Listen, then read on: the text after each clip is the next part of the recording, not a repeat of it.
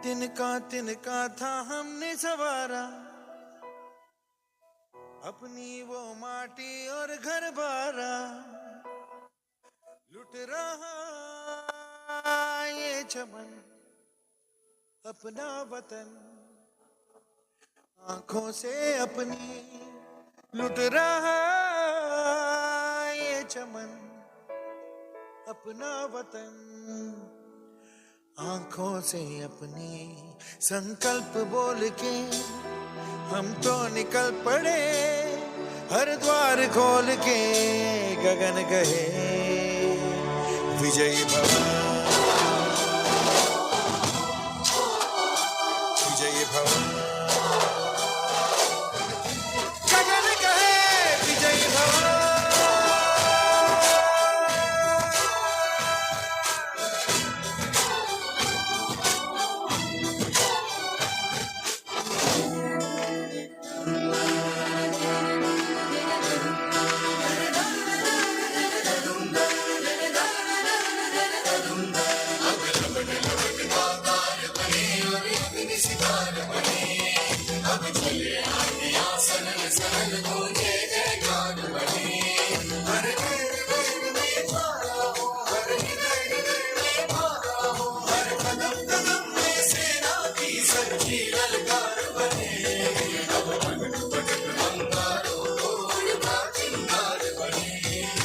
रात की सुरन भटकी है रोशनी, है छटपटा रही रोशनी, गगन गए विजयी भव।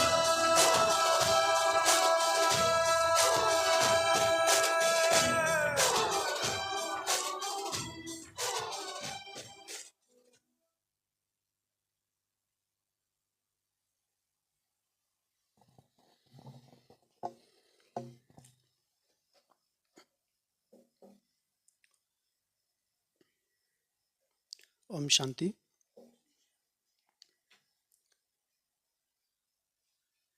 विजयी भव भट्टी की इस यात्रा का आज 22वां दिन है।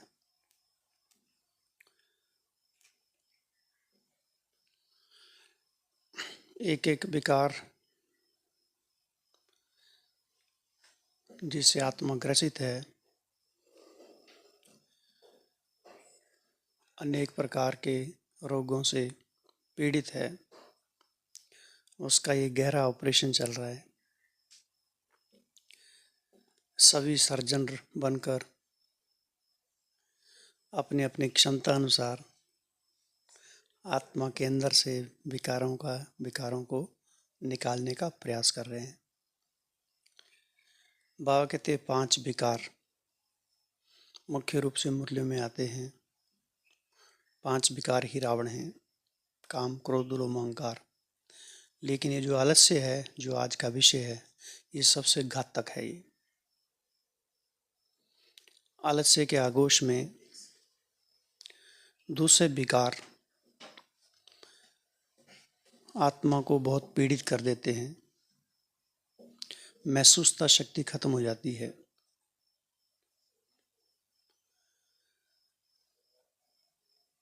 और ये विकार बड़ा सूक्ष्म है। ये अगर इस पर हमने काम करना जारी कर दिया तो दूसरे विकारों से मुक्ति का मार्ग सहज ही प्रशस्त हो जाएगा। तो 4 तथ्यों पर आधारित ये जो भट्टी चल रही है, आलस्य किसे कहते हैं,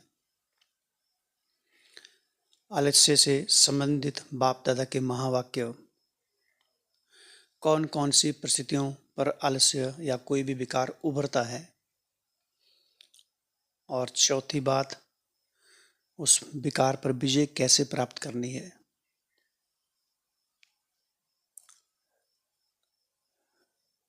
तो ये जो विकार है या कोई भी विकार कहें,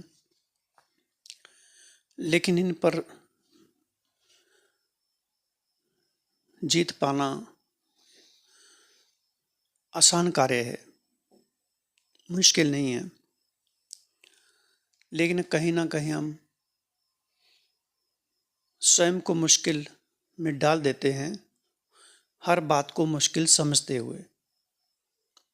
जैसे बाबा ने संडे के मूल्य में कहा कि पहले तो मुश्किल शब्द को समाप्त करने का व्रत लो।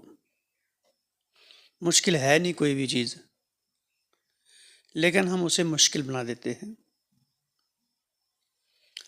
जैसे कोई व्यक्ति किसी भी चीज़ में पारंगत है, चाहे वो बिजनेस में है, चाहे वो चिकित्सक है, किसी भी पेशे में, उसके लिए वो चीज़ मुश्किल नहीं है, सहज है, क्योंकि अभ्यास है, प्रैक्टिस है। उसी तरह से इस ब्राह्मण मार्ग में भी कोई भी चीज़ असंभव नहीं है, संभव है, लेकिन प्रैक्टिस सबसे बड़ी बात है। अगर हम प्रैक्टिस को छोड़ देते हैं तो धीरे धीरे हमारी जो पुरानी आदतें हैं, वो पुरानी आदतें छूटती नहीं हैं, वो सहज स्वभाव में समा जाती हैं और वो स्वतः कार्य करती हैं। एक एक विकार बाबा कहते इसको छोड़ने की जरूरत नहीं है, वो स्वतः छूट जाते हैं अगर हमारी प्रैक्टिस है तो, श्रीमत पर चलने की। या अनेक प्रकार के बाबा हमको पुरुषार्थ के मार्ग बताते हैं, टिप्स बताते हैं। जैसे छोटा सा एग्जाम्पल ले लें, अगर हम इस क्लास में आते हैं, कुछ हमारे में बदलाव नहीं भी हो रहा है, डेली आना भी बहुत बड़ी बात है ये, क्योंकि कहीं ना कहीं एक दिन ऐसा धक्का लगेगा कि आत्मा अपने आप को झकझोर देगी, वालस से निकल जाएगा, अंदर की गलती स्वयं महसूस करेंगे हम। तो आदत डालनी पड़ती है, कम से कम ज्ञान सुनने के संस्कार डाल रहे हैं, तो यह ज्ञान सुनने के संस्कार ही हमारे आलस्य को भगाने का एक सहज हमारे पास उपाय हो जाएगा। यहाँ जैसे अब क्लास चल रही है, सुन रहे हैं, तो ये भी आलस्य को छोड़ के आए ना। अगर पूछा जाए कल की क्लास में क्या था, भले किसी को कुछ याद भी नहीं होगा भी, ऐसी बात नहीं है, लेकिन एक संस्कार पड़ गया नींद को छोड़ने का, और वो नींद को छोड़ने का संस्कार जो पड़ा, आलस्य को त्यागने का संस्कार, उस संस्कार को छोड़कर ये ज्ञान सुनने के संस्कार, ये हमें याद भी नहीं रहता, लेकिन यहाँ के जो वाइब्रेशन हैं वो आत्माओं को शक्तिशाली बनाते हैं। और हमने लंबे समय से अनुभव किया है, अगर अमृत वेला थोड़ा सा कमज़ोर होता है और यहाँ आकर बैठ जाओ तो वो सारा कवर हो जाता है वो, क्योंकि वाइब्रेशन बहुत बड़े काम करते हैं। और जो आलस्य को त्याग कर ज्ञान चर्चा करते हैं, दूसरों को प्रोत्साहित करते हैं, या केवल हाँ करते हैं, तो एक सकारात्मक एनर्जी का जो दायरा है, जो ओरा है, वो हमको भी उमंग उत्साह के पंख उड़ाने के लिए लगा देता है। तो सबसे पहले तो हम देखेंगे आलस्य कहते किसे हैं। आलस्य अर्थात क्या कहेंगे आलस्य को? गायब हो जाना। आलस्य अर्थात आराम, बहानेबाजी। आलस्य ये है, एक तो नींद का भी उसको भी कह सकते हैं, लेकिन दूसरा आलस्य है किसी भी कार्य को करने में देरी करना, टालना, बहानेबाजी। उस कार्य को टालने के लिए फिर अनेक प्रकार के हम बहानेबाजी कर सकते हैं, या कोई भी अपना व्यू दे सकते हैं, टाल मटोल कर सकते हैं। आलस्य अर्थात किसी भी कार्य के प्रति हम अपनी जिम्मेवारी को यथार्थ रूप से निभाना नहीं चाहते हैं। चलता है, सब चल रहा है, इतने लंबे समय से तो देख रहे हैं, या कौन बना है, ये सब आलस्य की चीज़ें हैं, और ये बहुत घातक बीमारी है। दूसरों को देखकर अगर हम स्वयं के मार्ग को बाधा बना देते हैं, अपने आप ही क्रिएट कर देते हैं, चाहे वो संकल्पों के रूप में, चाहे वो अपने संस्कारों के रूप में, तो वो एक आलस्य जो है, एक कड़ी बीमारी हमको ही ग्रसित कर देती है। वो आलस्य केवल नींद का नहीं है, बहुत सारी बातों का हो सकता है। चाहे हम सेवा के क्षेत्र में टाल मटोल करते हैं, या कोई संबंध संपर्क में जाते हैं तो उससे हम किनारा करते हैं, तो ये आलस्य बड़ा सूक्ष्म चीज़ है, ये कदम कदम पर हमको ग्रसित करता रहता है। तो आलस्य हमको देखना है कि कौन कौन सी बातों में हमको आलस्य आता है। ये हम सबका अपना अपना अलग अलग हो सकता है, सबका एक जैसा नहीं हो सकता है। तो आलस्य अर्थात किसी भी प्रकार से हम अपने आप को हल्के में न समझे, अर्थात निरंतर जागरूकता चाहिए। आलस्य अर्थात हम बेहोशी की नींद में हैं। आलस्य अर्थात हम विस्मृति की निद्रा में हैं। आलस्य अर्थात हम जिम्मेवारियों से भागकर या जिम्मेवारियों को चला रहे हैं, जैसे उनके प्रति पूरा निष्ठापूर्वक हम अपने दायित्वों का पालन नहीं कर रहे हैं। तो सूक्ष्म रूप से आलस्य कहीं ना कहीं हमको प्रभावित करता रहता है। और बाबा कहते हैं कोई भी एक आदत अंत में धोखा दे देगी, कोई भी एक आदत होगी। वो सोचते हैं बाकी विकारों पर तो हमने विजय पा ली, ये तो छोटा सा है, कोई बात नहीं, लास्ट में छोड़ लेंगे। बाबा कहते नहीं, एक ही आदत हमको अंत में अदालत में खड़ा देगी। उस कटघरे में खड़े हो जाएंगे जहाँ जिस कटघरे में हमारे पास कोई किसी प्रकार का जवाब नहीं होगा, क्योंकि हमारी पूरी फिल्म, हमारे पुरुषार्थ की जो सारी तस्वीर है वो सब हमारे स्वयं की आंखों के सामने होगी। वहाँ किसी प्रकार का हम बहानेबाजी नहीं दे सकते हैं। तो इस आलस्य छोटे से विकार से ऐसा ना हो कि हमारा पुरुषार्थ सारा किया किराए पर पानी फेर दे। तो एक एक जो सूक्ष्म विकार हैं, इन विकारों पर हमें स्वयं ही जीत पाने की कला सीखनी है कि कैसे कैसे हम इन विकारों को जीते। और ऐसा नहीं है एक दिन में अगर आलस्य आ भी जाता है हमको उसे घबराना भी नहीं है, उसका क्लू ढूंढना है, कहाँ से आ रहा है ये, कैसे हम उनको छोड़ सकते हैं। और किसी से भी कोई भी आंसर मिल सकता है जिस आंसर रूपी गोली से हमारी ये बीमारी दूर हो जाएगी। तो आलस्य हमने देखा क्या है, अपने जिम्मेदारियों के प्रति लापरवाही बरतना, अपने कर्तव्यों के प्रति बेमुख रहना, श्रीमत को जीवन में एप्लीकेशन करने का प्रयास नहीं करना, या फिर दूसरों को देखते हुए अपने को भी वैसे चला लेना, अपने लक्ष्य के प्रति सजग नहीं रहना है, समय पर कोई कार्य नहीं करना, क्योंकि जो अभी जिसका टॉपिक था वो प्रैक्टिकल में उन्होंने करके दिखाया अभी ये, तो ये भी उनकी एक विशेषता है।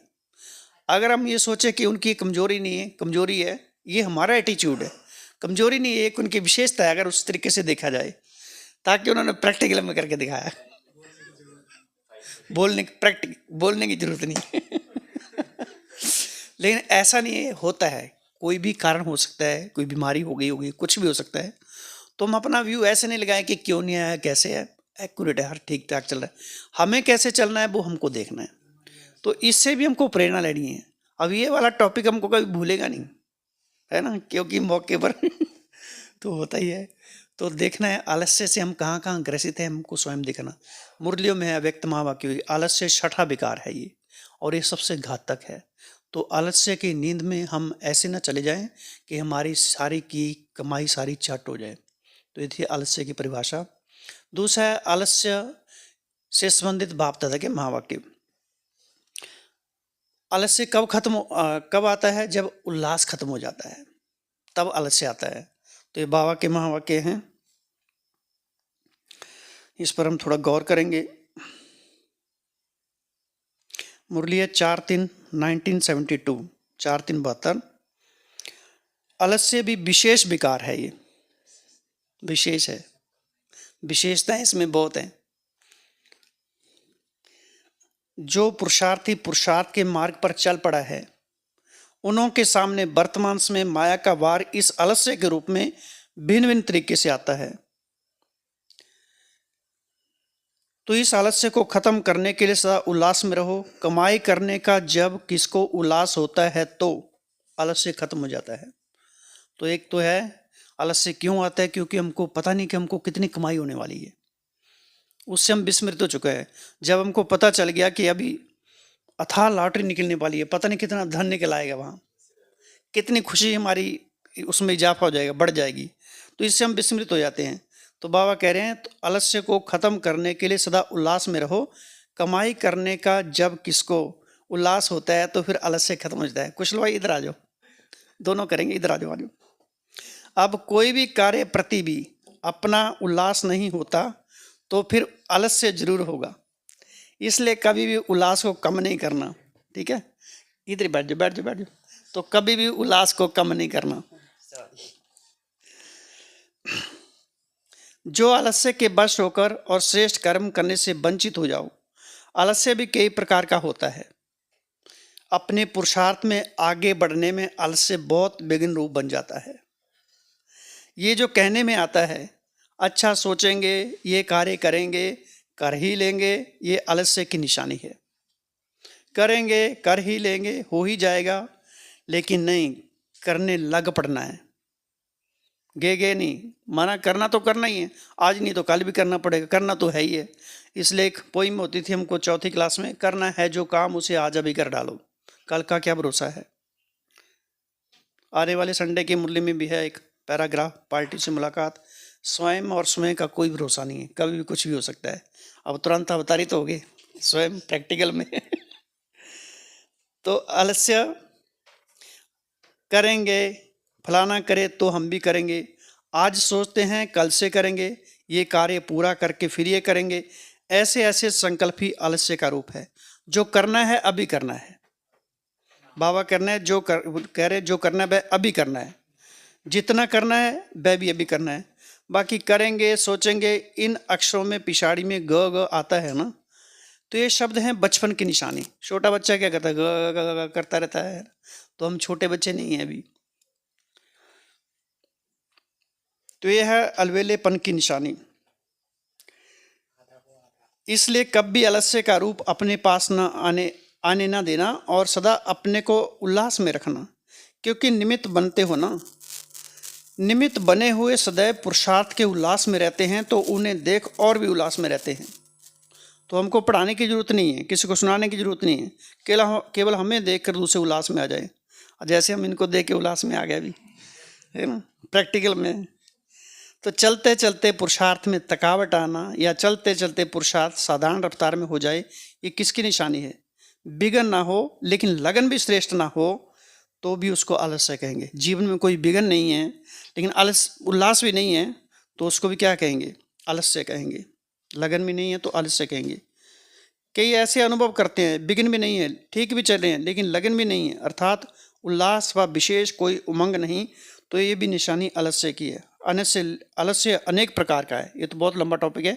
अब हम मुख्य रूप से जो शक्तिशाली मंथन चिंतन करके आए हैं, जो हमको खुराक खिलाएंगे, कुशल भाई, नाम ही उन कुशल है, तो अभी कुशल भाई जी से आग्रह करूँगा कि आप हमने महान विचारों से थोड़ा हम तरोताज़ा कर दें। ओम शांति। हाँ,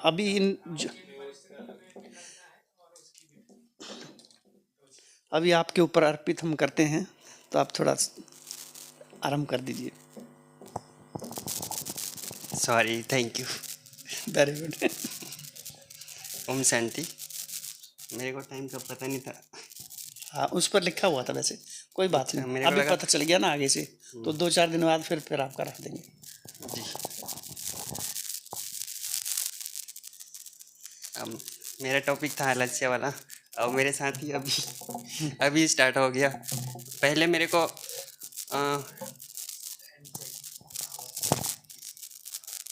आप नहीं, बैठिए ना।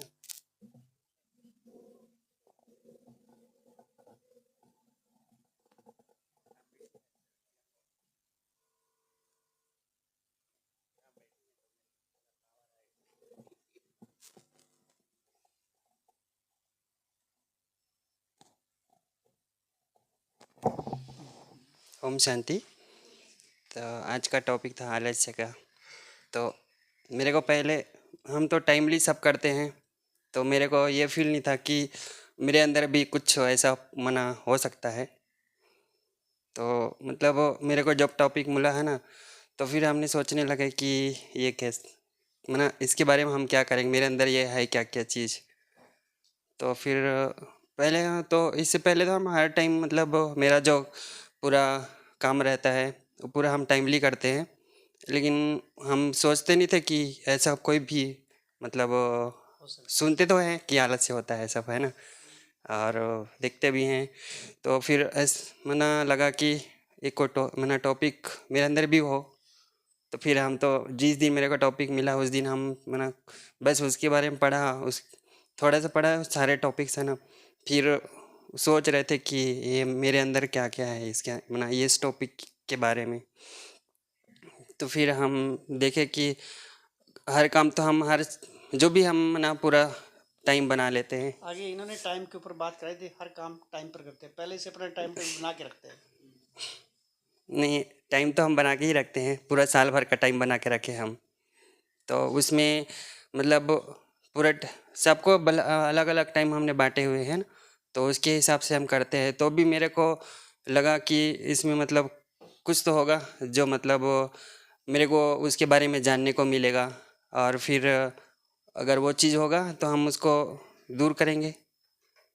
और फिर मेरे को इस में टाइम नहीं लगता, अगर कोई चीज़ चेंज करना होगा ना तो मेरे को उसमें चेंज करने के लिए टाइम नहीं लगता है, जल्दी हो जाता है। ऐसी पता नहीं ईजी है, मेहनत करना नहीं पड़ता ज़्यादा मेरे को, तो सब काम इजीली होता है। और हम जो भी मतलब जो काम मिलता है मेरे को, हम जैसे कि मेरे को सेवा में जाना है ना, तो मेरा सेवा 8 बजे का हो या कोई भी टाइम हो, तो उसे हम 5 मिनट पहले ही पहुँचते हैं। और फिर हर चीज़ मतलब मेरे तरफ से ये कोशिश रहता है कि सही हो वाला, और फिर किसी को उस पर कोई समस्या ना हो। मेरा इस तरह का रहता है। आज तो मेरे को टाइम का पता नहीं था, इसलिए सॉरी। उन्होंने केवल थंबल देखा, ऊपर 5:15 उस पुरानी स्मृतियां रह गई, वो हमारे बताने में गलती हुई, ये चीज़ हमको पकड़ में आई नहीं, तो इसलिए सॉरी टाइम। कोई बात नहीं, अभी आगे चलेंगे।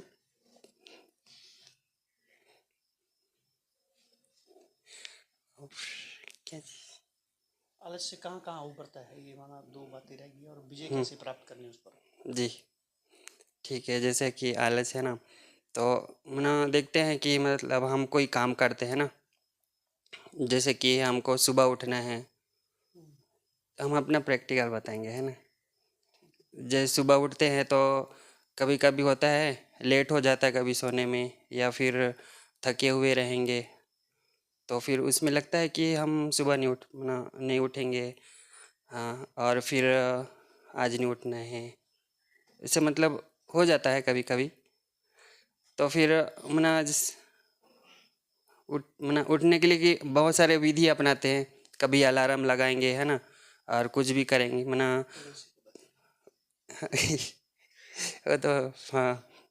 तो मतलब हमने अलार्म लगा के रखे है ना, मेरे को जैसे कि 3 बजे उठना है, तो हमने सब अलार्म लगा के रखे पौने 3 बजे का, फिर उसके बाद 3 बजे का, फिर 3:30 बजे का, फिर 4 बजे का।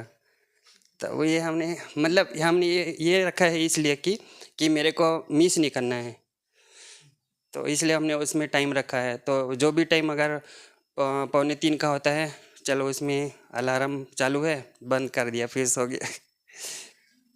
फिर 3 बजे भी वो 3 बजे बजेगा है ना, तो भी हो जाता है कभी कभी।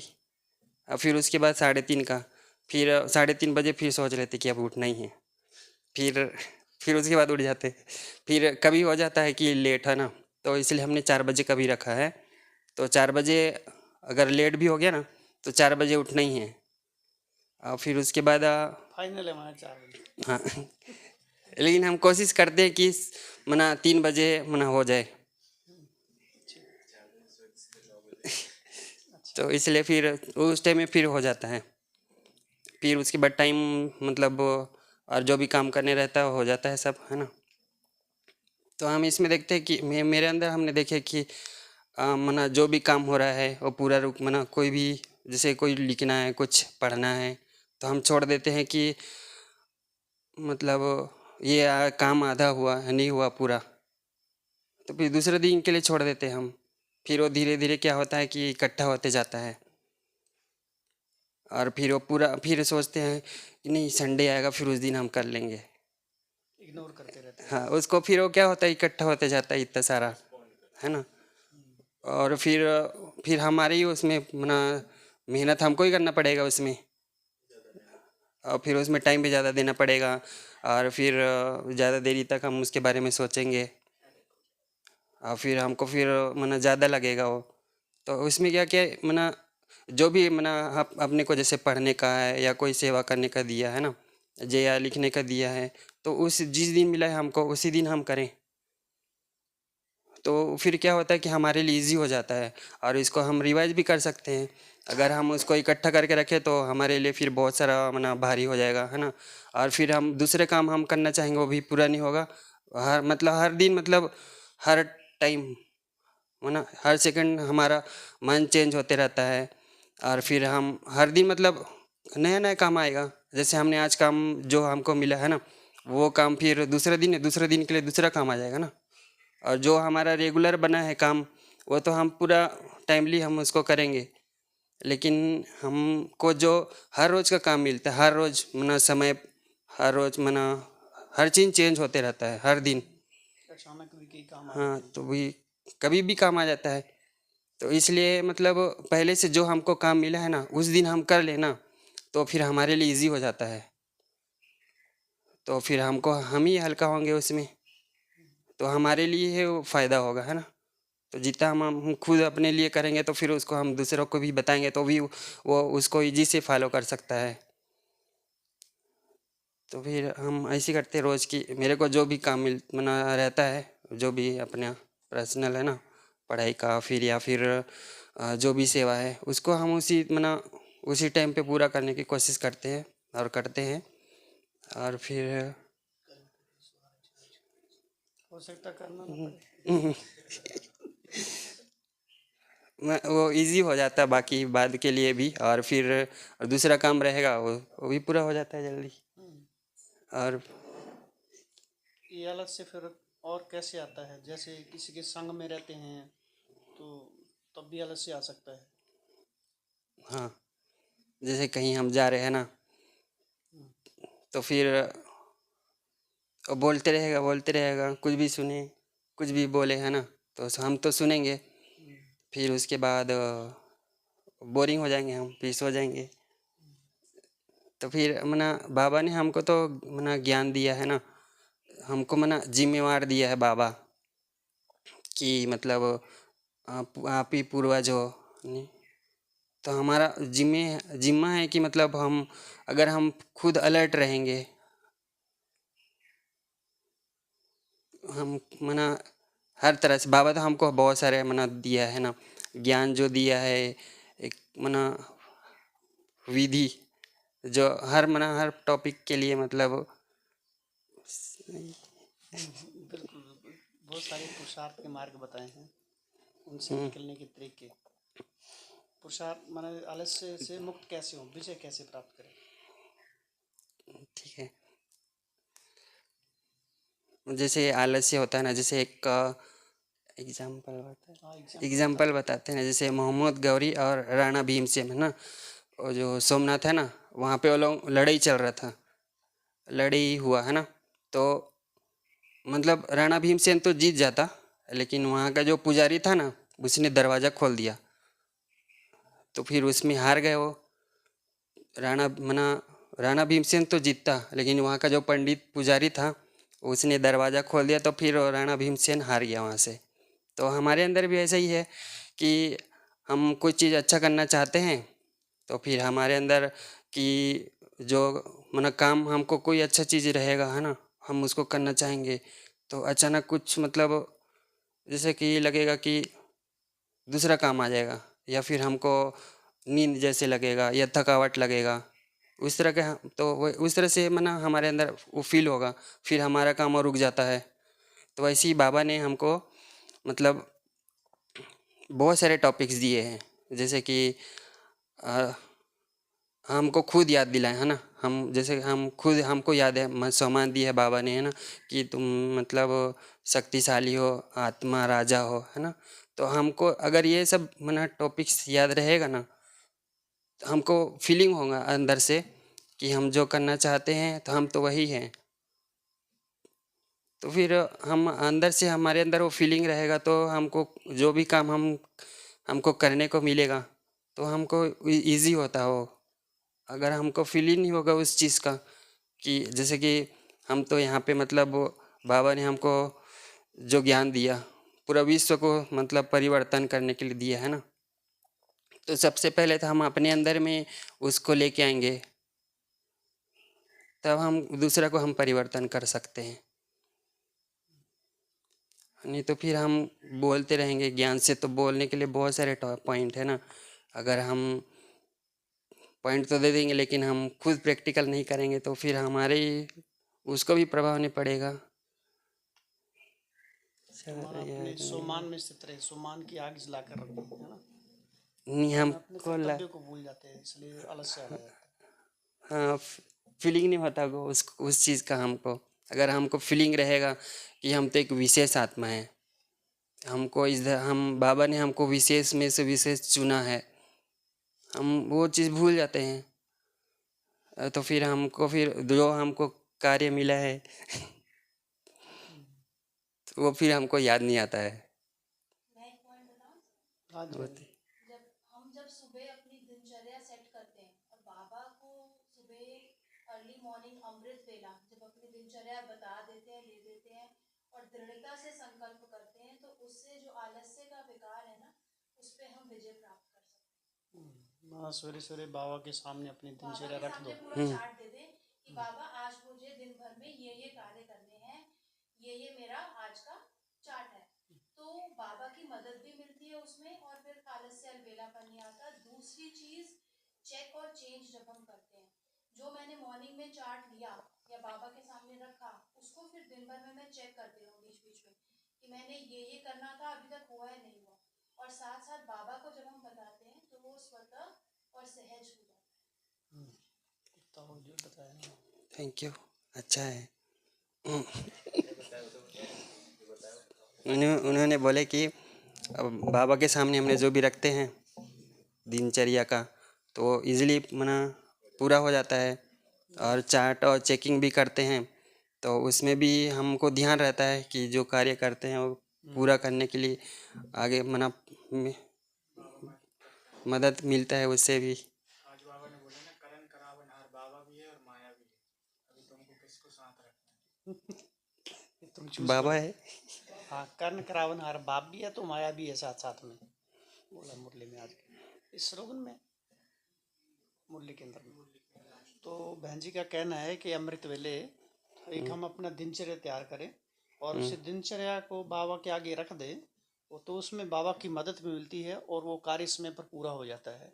और जी। कई बार कार्य समय से पहले भी हो जाता है और कई बार कार्य जितना करना उससे ज़्यादा भी हो जाता है क्योंकि मदद ज़्यादा मिल जाती है। तो बहुत सारी धीरे धीरे चीज़ें हैं। तो वो सवेरे सवेरे एक बहुत अच्छा पॉइंट है, सवेरे अपना चार्ट सारे दिन का बना ले हम, ताकि सारा दिन शायद चलता रहे। क्योंकि कई बार होता है दिन में ऐसे कई सारे काम आ जाते हैं जो हमने होते नहीं है। आवाज़ आ रही होगी इसमें, आवाज़ आ रही है।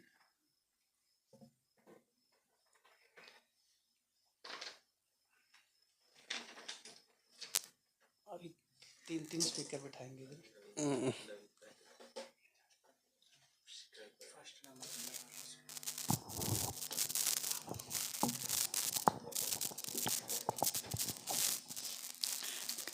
तो कहते हैं ना, सर्व के सहयोग से सुखमय संसार। तो ये भी जो विकार हैं सब इकट्ठे होकर हम इन पर कब्जा करेंगे, थोड़ा आक्रमण करेंगे तो ये जाएंगे, तो अकेले अकेले से मुश्किल हो जाता है। तो बहन जी का कहना है कि अगर हमें आलस्य से मुक्त होना है तो एक तरीका उन्होंने ये बताया कि अमृत वेले हम अपनी दिनचर्या बनाएं और वो सारी बाबा के आगे रखें कि सारे दिन में हमको क्या क्या कर्तव्य करना है, ताकि हम उस दिनचर्या को बाबा के आगे रखते हैं तो समय समय पर हमें उसकी मदद भी मिलती है। और जब हमारे अंदर कोई कमजोरी आती है तो उसको चेंज करने की रियलाइजेशन पावर भी होती है और चेंज करके चेक करके हम चेंज भी कर पाते हैं, वो शक्ति भी आ जाती है। बाबा रिमाइंड भी कराते हैं क्योंकि हमने सवेरे से बाबा को जिम्मेवारी दे दी, अपना साथी बना दिया, तो समय समय पर हमको वो हमें मार्ग प्रशस्त करते रहते हैं, हमारा ध्यान रखते हैं, टचिंग कराते हैं, भले वो किसी भी आत्मा के माध्यम से टचिंग करा सकते हैं। तो एक आलस्य से मुक्ति का साधन बताया कि अमृत वेले अपनी दिनचर्या बनाकर सारा दिन उस पर एक्यूरेट चलने का प्रयास करना, एक तो ये हो गया। और इस पर विजय कैसे प्राप्त कर सकते हैं? दृढ़ता से, अपना दृढ़ संकल्प होना चाहिए। और साथ में संग, हमारा अगर श्रेष्ठ पुरुषार्थियों का संग है तो संग भी कहीं ना कहीं हमें उस सत्य की ओर ले जाएगा, क्योंकि सारा दिन बहुत सारे लोगों के संपर्क में आना पड़ता है। ऐसा नहीं कि हमको निरंतर अच्छा ही संग मिलेगा, तो कहीं ना कहीं संग दूसरा भी मिल सकता है, लेकिन अगर हम अपनी मानसिकता को अच्छे संग में बनाने का प्रयास रखते हैं और पुरुषार्थ करते हैं तो वो हमको शक्तिशाली संग बनाता है। और फिर पुरानी बातें आएंगी लेकिन वो हमें प्रभावित नहीं करेंगी, उन बातों में भी हम अपना कल्याण ढूंढ देंगे। और जो आत्मा हमारी संपर्क में आ गई तो वो भी हमसे कुछ सीखेंगी। जो बताया कुशल भाई कि बताने की जरूरत नहीं, प्रैक्टिकल में उनको दिखाई देगा वो सब चीज़ें। तो एक तो संग से हो गया, और कोई आलस्य से विजय प्राप्त करने का साधन? लगन रहेगा तो हाँ, एक लगन है। बाबा ने कहा ना कि एक है बिगन ना आए, बड़ी बात नहीं, लेकिन लगन भी नहीं है तो भी आलस्य कहेंगे। तो हमारी लगन दिन प्रतिदिन बढ़ती जानी चाहिए। और लगन कैसे बढ़ेगी? लगन कैसे बढ़ेगी? अग्नि, अग्नि प्रज्वलित कैसे? ज्ञान की अग्नि। आज की मुरली में ना, ज्ञान अमृत है, योग अग्नि है। आज है कल था? कल था। तो अभी तक वो अग्नि काम कर रही है, धड़क रही है। तो हाँ, तो ज्ञान एक आग की तरह है। तो अग्नि अगर प्रज्वलित रहेगी तो हमारी लगन बढ़ती जाएगी। जैसे अग्नि, ज्ञान की आग ठंडी होती है, योग की अग्नि ठंडी होती है, तो हम आलस्य के आगोश में चले जाते हैं। तो ज्ञान अमृत और योग की अग्नि, ये भी हमको निरंतर प्रज्वलित करके रखनी है। और नवीनता करते रहना। देखिए आज कितनी अच्छी नवीनता होगी। अगर कुशल भाई पहले से नवीनता नहीं होती है तो आपको इसकी मुबारक हो बहुत सारी। तो नवीनता भी चाहिए, बहुत सारी नवीनता चाहिए। और कोई भी चीज़, परिस्थितियाँ अगर ऊपर नीचे होती है तो उसमें हमको हलचल में नहीं आना, एक्सेप्ट करना उन चीज़ को और उसमें एंजॉय करना, कल्याण है उस चीज़ का। हाँ, एक है उसको हम दुखी होते रहे उस चीज़ की, एक है उससे हमको अच्छे क्लू मिल जाए, अच्छे खुशी होने के मार्ग मिल जाए।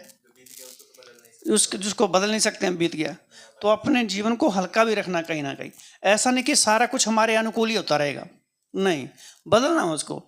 ऐसा नहीं कि या हम किसी को कह रहे तो मेरे अनुकूल ही चलेगा, वो नहीं। सबका एक अपना अपना सोच है, अपना अपना पुरुषार्थ है, अपनी अपनी लगन है।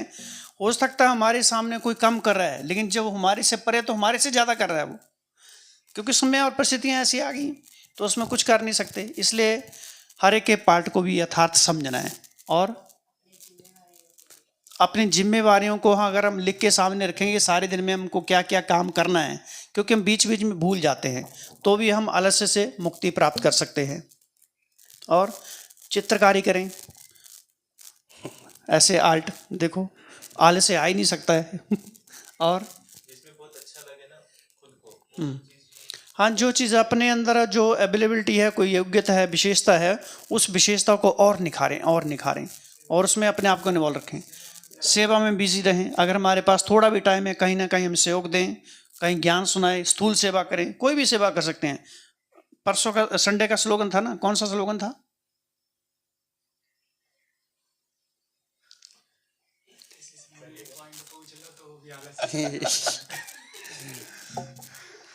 अपने सेवा के महत्व को समझकर अपने आप को सेवा में बिजी रखना, यही ऑलराउंडर सेवादारी है।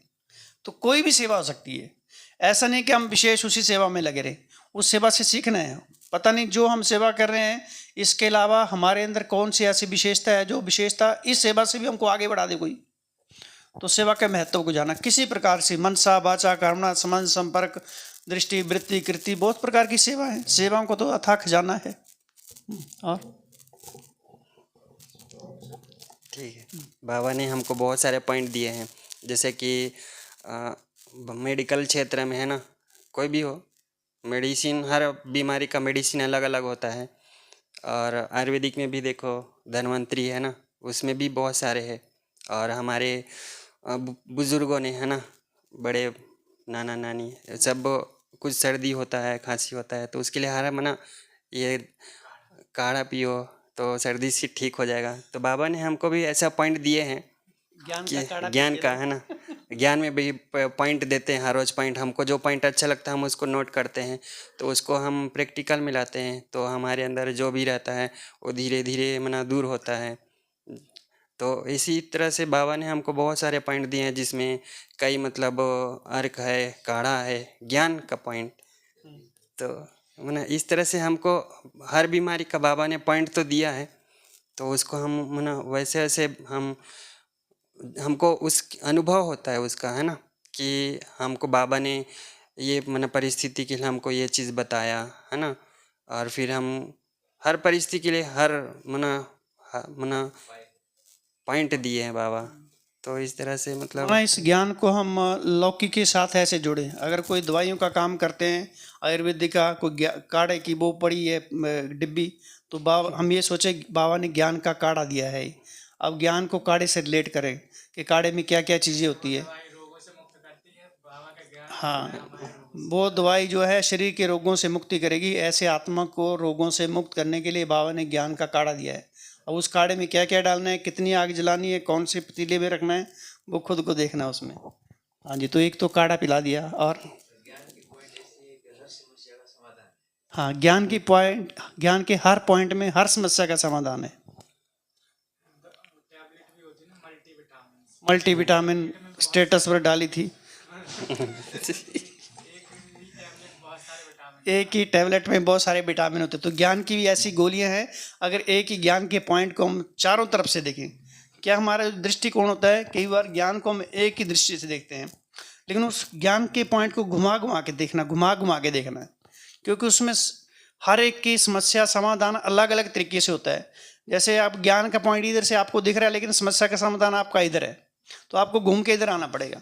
तो उसके लिए इधर ही खड़े रहेंगे तो आपका टाइम चला जाएगा। इसलिए थोड़ा सा ज्ञान के पॉइंट को घुमाना है, उसको अच्छी तरह चिंतन करना, मनन करना है, क्योंकि केवल सुनना वाना केवल हम सामने से देख रहे हैं उसको, उसके पीछे जो रहस्य छिपा हुआ है उसके लिए थोड़ा टाइम देना पड़ेगा। और टाइम देंगे तभी।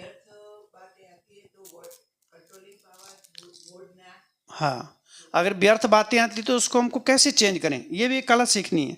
ऐसा नहीं कि व्यर्थ नहीं आएगी, व्यर्थ का संग भी मिलेगा, व्यर्थ बातें भी मिलेंगी, व्यर्थ समाचार भी मिलेंगे, व्यर्थ दृश्य भी दिखाई देंगे, लेकिन उन सबको हमको किनारा नहीं कर सकते हो, क्योंकि हमको घर में रहना है। अभी बच्चे घर में हैं, माताएं हैं, अब बच्चे मोबाइल देख रहे हैं, कुछ कर रहे हैं, उत्पात मचा रहे हैं, तो उसमें हमको देखना पड़ेगा, संभालना। तो किनारा तो हम कर नहीं सकते हैं। तो उसी माहौल में रह के ही बहादुरी दिखानी है, उसी माहौल में रह के कैसे व्यर्थ को समर्थ में परिवर्तन करें, ये कला सीखनी है। ये सब साइड सीन है। कार्टून शो, मिक्की माउस, वो मिक्की माउस कितनी बेचारी बिल्ली और चूहा पिस जाते हैं, मरते तो है नहीं फिर भी, बट कितना सीखने वाली बात है। वो कितने ट्रक कितनी ट्रेनें ऊपर चली जाती हैं, लेकिन फिर खड़े होते हैं, फिर भागने चलना पड़ते हैं। तो ये मिक्की माउस भी बाबा एग्जाम्पल देते हैं। इस ज्ञान मार्ग में अनेक प्रकार के साइड सीन आएंगे, परिस्थितियाँ आएंगी, पीस के चली जाएंगी हमको, लेकिन फिर खड़े हो जाने का डरना थोड़ा नहीं है। एक चूहा और बिल्ली हमको कितनी शिक्षा दे रहे हैं आज की मूल्य में ना। कछुए भी जितनी भी अकल नहीं है, कछुआ खा पी के शांति से बैठ जाता है और वो अपनी कर्म इंद्रियों को समेट लेता है। तो बाबा कहते हैं तुम भी शांति से बैठ जाओ, मुझे याद करो। कितनी अच्छी बात है आज की। थोड़ा सा खाना है, जीवन निर्वाह। हाँ, शरीर को क्या थोड़ा शरीर निर्वाह थोड़ा सा खाओ, बैठ जाओ कर्म इंद्रियां समेट के, खाते रहो ज्ञान को। हाँ जी। और तो और आलस्य को कैसे जीत, अभी हमारे पास 2 मिनट बाकी हैं, तो आलस्य को कैसे विजय प्राप्त कर सकते हैं। और किसी को समय का इशारा देखते रहे, समय, हाँ, समय पर भी, समय को भी हमें सामने रखना है। हाँ, जैसे एक बच्चा होता है स्कूल में, तो जैसे एग्ज़ाम सिर के ऊपर आ गया, परीक्षा सिर के ऊपर आ गई, तो सब कुछ छोड़ देता है, अपने खेल को छोड़ देगा, दोस्तों को छोड़ देगा, छोटे मोटे खाने पीने वाली आदतों को छोड़ देगा। तो ऐसे हमारे सिर पर एग्ज़ाम खड़ा है, तो हमें अगर ये भी रहता है कि परीक्षा अभी सिर पर आ गई है, तो ऐसे समय पर हमारा आलस्य अपने आप चला जाएगा, अगर हमको ये भी स्मृति रहे। टाइम सेटिंग, टाइम की मैनेजमेंट। हाँ, और किसी को कोई ऐसे। हाँ, एक आलस्य का मुख्य हमारे जीवन में जो प्रभाव पड़ता है, भोजन का बहुत बड़ा प्रभाव पड़ता है। अगर भोजन पर हमारा नियंत्रण नहीं है तो वो भी आलस्य को बढ़ाता है, बढ़ावा देता है, और वो आलस्य जो है ना बहुत ज़बरदस्त होता है, क्योंकि हमारी बुद्धि को वो भोजन क्या कर देता है, ब्लॉक कर देता है। बुद्धि का चिंतन नहीं चलता है, वो डल कर देगा, एकदम निडाल बना देगा। वो खाते ही नींद आने लगती है। वो तो को होता है कईयों को, अगर हुआ है तो खाते का वो कोई बीमारी भी हो सकती है, खाते खाते ही, वो भी हमने देखा है। हाथ धुलाई करते करते नींद भी आ जाती है, ऐसे भी होता है। तो वो ही हमको सीखना है खड़े खड़े कि अगर हमको नींद किसी को नहीं आ रही है तो उनसे सीखो कैसे हाथ धुलाई करते करते नींद आ रही है। राजू भाई दवाई निकालते हाँ जी, दवाई निकालते कोई तो दवाई निकालते निकालते सो जाते हैं, खड़े खड़े सो जाते हैं। तो ये भी अभी इससे हम अपने आप को जोड़ें। अब जब हम मुरली सुनते हैं तो कैसे अपने आप नींद आती है उस समय, है ना, वो पढ़ते पढ़ते नींद आ जाती है। अच्छा, उस मुरली सुनते सुनते सोते सोते भी लिख देते हैं हम, वो अक्षर कहाँ की कहाँ लाइन पहुँच जाती है। हाँ, भारत में बैठे होते हैं, अमेरिका पहुँच जाती लाइन, कैसे पहुँचती है लाइन। तो ये कितनी हमारे अंदर विशेषता है कि हम नींद में भी लिखने का काम कर रहे हैं। वो कर्मेंद्रियाँ किसी आदत पड़ गई है। अरे वो भूलता नहीं, लिखते लिखते क्या लिख रहे हैं, नींद में भी याद रहता है फिर, लेकिन वो उसका रूप ही सारा चेंज हो जाता है। बनानी थी दाल और बन जाता है वो भरता। कितना फर्क पड़ जाता है वो, तो और कैसे जी सकते हैं। तो उसके लिए हमको ना मना अपने को अभ्यास होना चाहिए। जैसे कि बाबा हमको मुरली सुना रहे हैं ना, तो हमको अंदर से फील होना चाहिए कि भगवान मेरे को पढ़ा रहा है, कितना भाग्य है हम, यानी कि स्वयं भगवान आकर के मेरे को यहाँ पे पढ़ा रहा है, तो मना अंदर से एनर्जी होगा। हाँ, जैसे फीलिंग करेंगे उस टाइम में अंदर से, मतलब पॉजिटिव एनर्जी, बाबा तो पॉजिटिव एनर्जी है ना, तो उससे हमको पॉजिटिव ही एनर्जी मिलेगा, तो उससे फिर हमको मना जागृत होगा, है ना, हमारा माइंड भी मतलब फ्रेश होने लगेगा। तो इस तरह से हम मना पॉइंट लो भाग्य की कर सकते स्मृति, हैं। भाग्य विधाता की स्मृति।